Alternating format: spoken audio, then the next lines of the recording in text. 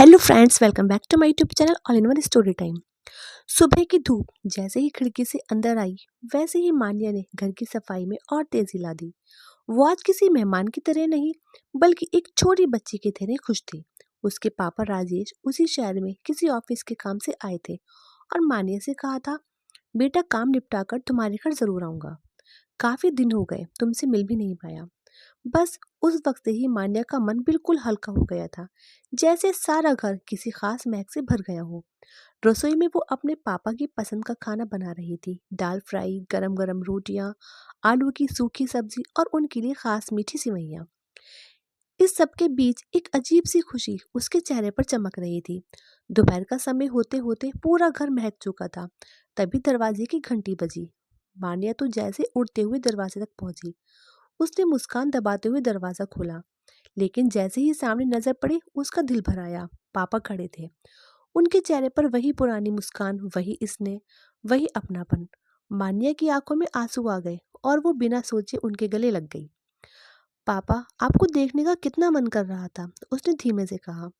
राजेश ने भी उसके सिर पर हाथ फेरा। पगली, मैं भी तो इसी दिन का इंतजार कर रहा था। तभी पीछे से आवाज आई, अरे बहू, समधी जी को अंदर आने को तो बोलो। माँ ने थोड़ी झेप गई। सास निर्मला मुस्कुराती हुई बाहर आई। उनके साथ ससुर द्वारिका भी ड्राइंग रूम में आ गए। राजेश ने सबको हाथ जोड़कर नमस्ते किया। आइए आइए समधी जी, बड़ा अच्छा किया आप आ गए, द्वारिका बोले। राजेश ने मुस्कुराते हुए एक बैग आगे बढ़ाया।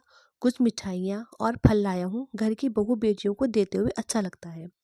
अरे समधी जी, इतना क्या जरूरत थी? निर्मला ने तुरंत सामान लेकर किचन की ओर रख दिया। मान्या ने पापा को सोफा पर बिठाया। कुछ देर सब आपस में बातें करते रहे। राजेश ने अपने ऑफिस के काम के बारे में बताया। फिर मान्या के बच्चे होने की बात चली। फिर कुछ पुराने दिनों की यादें। मान्या इतने दिनों बाद खुद को दोबारा बेटी जैसा महसूस कर रही थी। ससुराल का एक अलग नियम था, जिम्मेदारियां थी, लेकिन आज उसके पापा यहाँ थे, इसलिए उसका मन बिल्कुल हल्का था। निर्मला ने कहा, बहू खाना लगाओ, समधी जी भी भूखे होंगे। मान्या ने तुरंत खाना निकालना शुरू किया। प्लेट लगाते समय उसके हाथ थोड़े कांप रहे थे, खुशी और भावनाओं के कारण। सब डाइनिंग टेबल पर आकर बैठ गए। राजेश की आंखों में चमक थी। वाह बेटा, बिल्कुल तेरी माँ की तरह स्वाद आता है खाने में। यह सुनते ही मान्या फिर से हल्की सी भावुक हो गई। और पापा हर बार उसकी याद से जुड़े छोटे छोटे बातें कहा करते थे। खाना खाते समय पूरे घर में एक अपनापन फैल गया था। जब खाना खत्म हुआ, सब उठकर हाथ धोने चले गए। माना प्लेटें उठाने लगी। अपने पापा की प्लेट उठाते समय वे मुस्कुराकर बोली, आज तो आपने सच में मन खुश कर दिया पापा, बहुत अच्छा लगा। फिर निर्मला ने अपनी आवाज धीमी करते हुए कहा, बहू, तुम्हारे पापा को इतना भी नहीं पता, बेटी के घर खाना खाएं तो प्लेट के नीचे कुछ पैसे रखते हैं ताकि बेटी के घर का खाने का पाप ना लगे। मान्या चौंक गई। मम्मी जी, ऐसा रिवाज मैंने कभी नहीं सुना। और ये क्या बात हुई? मेरे पापा अब मेरे ही घर में खाने की कीमत देंगे? क्या ये अच्छा लगेगा? नीलमणि ने गला साफ किया। अरे बहू, ये तुम्हारे मायके में नहीं होता होगा, लेकिन हमारे यहाँ का रिवाज है। जब भी कोई व्यक्ति बेटी के घर खाना खाता है, तो लाड़ पाप नहीं चलना चाहिए, थोड़े पैसे रखना जरूरी होता है। मान्या को यह सब बिल्कुल पसंद नहीं आया। उसकी आंखों में गुस्सा और दुख दोनों आ गए। उसे लगा जैसे उसके पापा की इज्जत कम कर दी गई हो। कुछ पल के लिए माहौल भारी हो गया। जब राशिद वापस टेबल पर आए, उन्होंने माहौल को समझते ही अपनी जेब से एक लिफाफा निकाला। बेटा, उन्होंने मान्या से कहा, तेरी माँ ने मुझे पहले ही लिफाफा दे दिया था। मैंने कहा था कि प्लेट के नीचे रखना ठीक नहीं लगेगा, सोचा था सीधे समधन जी को दे दूंगा, तो कोई गलत बात नहीं है। उन्होंने वह 500 रुपये वाला लिफाफा निर्मला के हाथ में रख दिया। निर्मल ने उसे स्वीकार करते हुए कहा, अरे समधी जी, मुझे भी अच्छा नहीं लगता, लेकिन अब वो रिवाज है, उसे निभाना ही पड़ता है। मैं आपको पाप का भागीदार थोड़ी ना बनने दूंगी। राजेश ने आदर से हाथ जोड़कर कहा, धन्यवाद समधन जी, रिवाज निभाना भी जरूरी है। माँ ने बस अपने पिता को देखती रह गई। कितना बड़ा दिल था उनका, किसी को भी शर्मिंदा ना होने देने वाला। लेकिन उसके मन में कहीं गहरा दर्द बैठ गया था। पापा मेरे घर आए थे और उन्हें भी पैसे देकर जाना पड़ा। उसके दिल ने जैसे मन ही मन कसम खाई, इस बात का जवाब मैं हालात से लूंगी, किसी से झगड़कर नहीं। राजेश के जाने के बाद घर में एक अजीब सी खामोशी छा गई थी। लिफाफे वाली बात मान्या के दिल में बुरी तरह चुभ गई थी। उसे समझ नहीं आ रहा था कि इस पर कैसे प्रतिक्रिया दे। उसने कभी सोचा भी नहीं था कि उसके पापा को उसके घर यानी अपनी ही बेटी के घर पैसे देने पड़ेंगे, वो भी सिर्फ इसलिए कि कहीं पाप न चढ़ जाए। लेकिन उसने खुद से कहा, मैं इस बात पर बहस नहीं करूंगी, बस सही समय आने का इंतजार करूंगी। अंदर से वे टूट चुकी थी, लेकिन चेहरे पर भावनाएं छिपा ली थीं।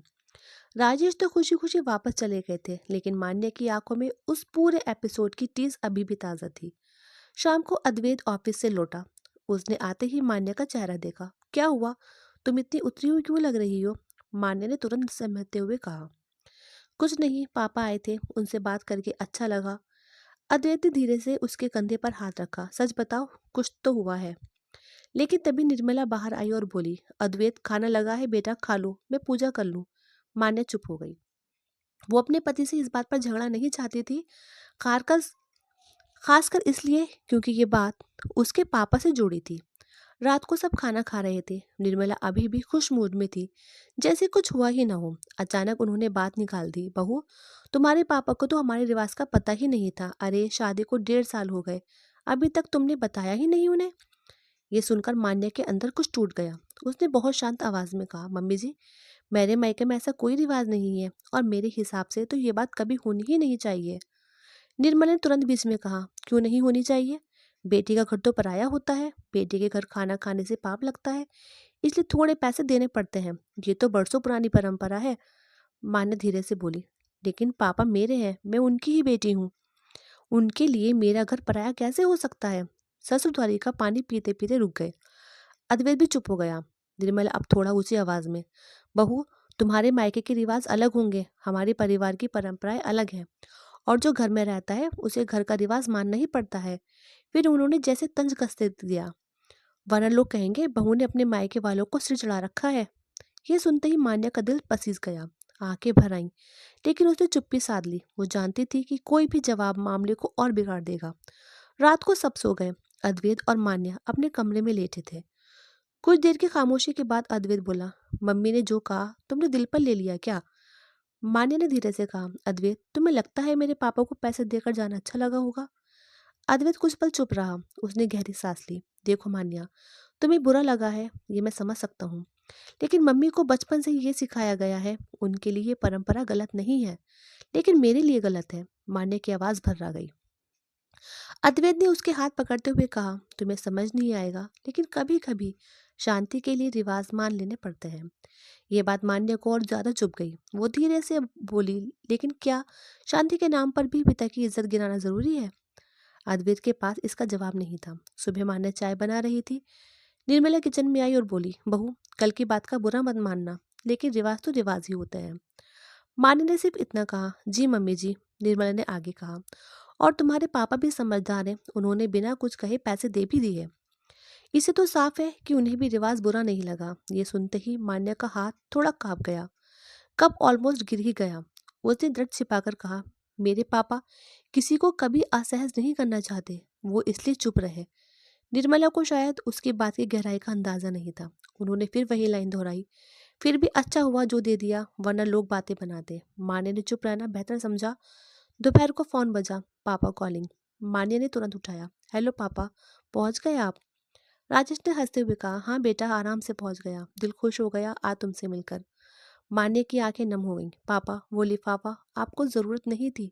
राजेश ने तुरंत बात काटी, अरे पगली, ये सब तो चलता रहता है, दिखावा नहीं करना चाहिए, लेकिन दूसरों की मान रखनी होती है। और हाँ, मैं बिल्कुल परेशान नहीं हुआ, तुम चिंता मत क्या करूं। लेकिन मान्या सुन रही थी। आवाज उसके पापा की भले ही हल्की और सहज थी, पर शब्दों में एक बहुत गहरा सौम्य दर्द छुपा हुआ था। वो जानती थी कि पापा को अच्छा नहीं लगा था, लेकिन वो उसे बताकर दुख नहीं देना चाहते थे। उसका दिल कसक उठा, पापा, आपने हमेशा मेरे लिए त्याग किया है, इस बार नहीं, अब मैं चीजें बदलूंगी। उसने चुपचाप यह वादा कर लिया। शाम को पूरे दिन की थकान के बाद मान्या अपने कमरे में बैठी थी और डायरी में कुछ लिख रही थी। अद्वैत ने आकर पूछा, क्या सोच रही हो? मान्या ने डायरी बंद करते हुए कहा, मैं नहीं चाहती कि अगली बार पापा आए तो उन्हें बेटा बेटी का फर्क महसूस हो। मैं चाहती हूँ कि वे मेरे घर आए और उन्हें सम्मान मिले, बिना किसी रिवाज के। अद्वैत थोड़ा परेशान होकर बोला, मतलब तुम क्या करने वाली हो? मान्या ने उसकी आंखों में देखकर कहा, मैं रिवाज नहीं तोड़ूंगी, लेकिन रिवाज का मतलब बदलूंगी। मैं माँ जी को समझाऊंगी, पर सही तरीके से, और अगर नहीं समझेंगी तो मैं अपनी बात खुद रखूंगी। अद्वैत चौंका। अद्वैत चौंक गया। मम्मी को समझाना मुश्किल है, मान्या ने दृढ़ आवाज में कहा। दिक्कत उनसे नहीं, सोच से है, और सोच को बदलने का समय आ गया है। उसकी आंखों में एक नई चमक थी, एक बेटी की नहीं, बल्कि एक बहू की, एक पत्नी की, और सबसे बढ़कर एक इंसान की, जिसने ठान लिया था कि अगले 2 दिनों तक मान्या चुप रही। वो किसी से झगड़ा नहीं चाहती थी, ना किसी को गलत साबित करना, बस अपने पापा की इज्जत वापस दिलाना चाहती थी, एक ऐसी इज्जत जो उनके योग्य थी। लेकिन घर का माहौल ऐसा था कि छोटी सी बात भी गलत समझी जाती, इसलिए उसने धैर्य रखा। तीसरे दिन सुबह निर्मला पूजा खत्म करके बाहर आई और बोली, बहू जरा चाय ले आना। माँ ने चाय लेकर आई। निर्मला ने एक चुस्की ली और कहा, वैसे बहू, कल मेरी सहेली आई थी, उसने बताया कि तुम्हारे पापा आए थे खाने पर, और अच्छा हुआ जो रिवाज निभा दिया। वो भी कह रही थी, समधी लोग ऐसे रिवाज समझते ही नहीं। यह सुनकर मान्या के दिल में जैसे कोई आग जल उठी। वो शांत रहने की बहुत कोशिश कर रही थी, लेकिन उससे रहा नहीं गया। उसने हल्के से कहा, मम्मी जी, क्या आपसे एक बात कह सकती हूँ? निर्मला मुस्कुराते हुए बोली, हाँ हाँ बोलो बेटा। और यहीं से शुरुआत हुई मान्य की पहली सच्ची और संपूर्ण बात। मम्मी जी, मान्य ने धीमी आवाज में कहा, मुझे पता है आपके लिए रिवाज बहुत मायने रखते हैं, लेकिन हर परंपरा सही नहीं होती। कुछ परंपराएं रिश्तों को तोड़ भी देती हैं। निर्मला चौंक गई। उन्हें इस तरह के जवाब की उम्मीद नहीं थी। मतलब? उन्होंने सीधे कहा। माने ने गहरी सांस ली। आपने कहा बेटी का घर पराया होता है, लेकिन मेरे पापा के लिए ये घर पराया नहीं है। मैं अभी भी उनकी बेटी हूँ। उन्हें यहाँ पैसे देने अच्छा नहीं लगा, बस उन्होंने मुझे दुख ना हो इसलिए कुछ कहा नहीं। निर्मला की भौहें चढ़ गईं। लेकिन बहू, ये घर का रिवाज है। माने ने बीच में ही नरमी पर दृढ़ता से कहा। और हर रिवाज सही नहीं होता मम्मी जी, कभी कभी इंसानियत रिवाज से बड़ी होती है।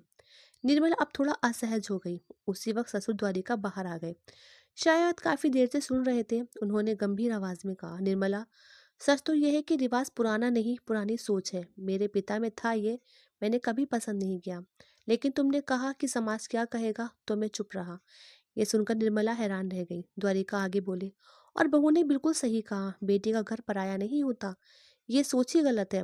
निर्मला की आंखें फैल गईं। उन्हें पहली बार समझ आया कि शायद वो ज्यादा कठोर हो गई थी। अद्वैत अंदर से बाहर आया। उसने बात सुनते हुए कहा, मम्मी, पापा ठीक कह रहे हैं, और मान्य ने भी जो कहा बहुत सही कहा है। मैंने भी सोचा था उस दिन पापा को पैसे देने पड़े, अच्छा नहीं लगा था। निर्मला अब स्तब्ध थी। चारों तरफ सच ही सच था। उन्होंने धीरे से कहा, तो मैं क्या गलत हूँ? माँ ने तुरंत बोल पड़ी, नहीं मम्मी जी, आप गलत नहीं हैं, बस ये रिवाज गलत है। आपका मकसद हमें बांटना नहीं था, आप तो बस परंपरा निभा रही थी। निर्मला की आंखें नम होने लगी। निर्मला ने धीरे से कुर्सी पकड़ ली। उनकी आवाज डरी हुई। बहू, मुझे हमेशा डर रहा कि लोग क्या कहेंगे, हमेशा यही सिखाया गया, दुनिया क्या सोचेगी, इसलिए परंपरा निभाने में शायद मैंने रिश्तों की नरमी ही भूल गई। मान्य ने उनके पास बैठकर कहा, लोग क्या सोचते हैं ये बाद में है, रिश्ते पहले हैं। निर्मला की आंखों से आंसू गिर पड़े। मुझे लगा था कि मैं ठीक कर रही हूँ, किसी को दुख देना कभी चाहा ही नहीं। मान्य ने उनका हाथ पकड़ लिया।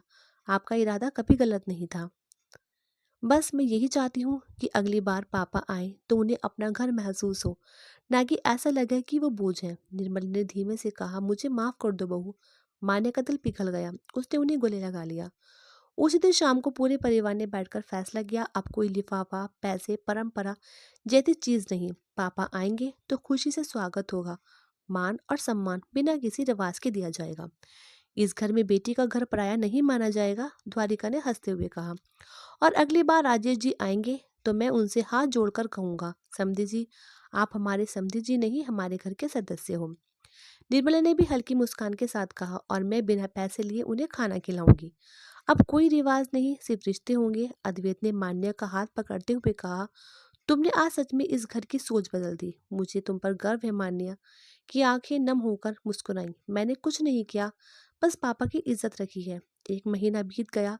फिर एक दिन राजेश ने फोन किया, बेटा फिर उसी शहर आ रहा हूँ, इस बार तुम्हारे घर आऊं? मान्या की खुशियाँ की सीमा नहीं रही। हाँ पापा, इस बार तो आपको आना ही है।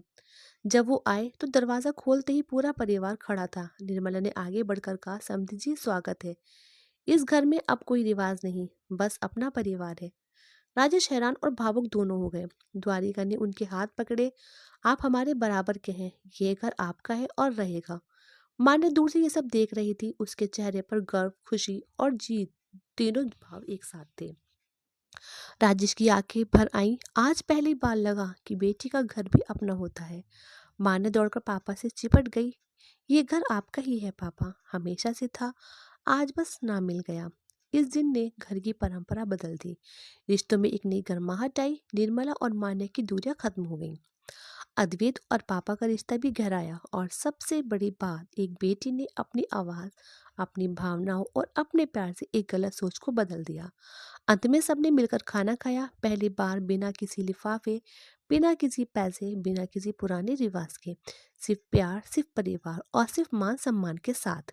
तो दोस्तों, ये कहानी आपको कैसी लगी? अगर पसंद आई हो तो कमेंट बॉक्स में ज़रूर बताएं। और अभी तक अगर आपने हमारे चैनल को सब्सक्राइब नहीं किया है तो कर लीजिए। और जो पास में बेल आइकन है उसको भी प्रेस कर ऑल पे सेलेक्ट कर दें, ताकि आपको मेरी आने वाली सभी वीडियो की नोटिफिकेशन सबसे पहले मिल सके। तो ऐसी अच्छी अच्छी कहानियाँ सुनने के लिए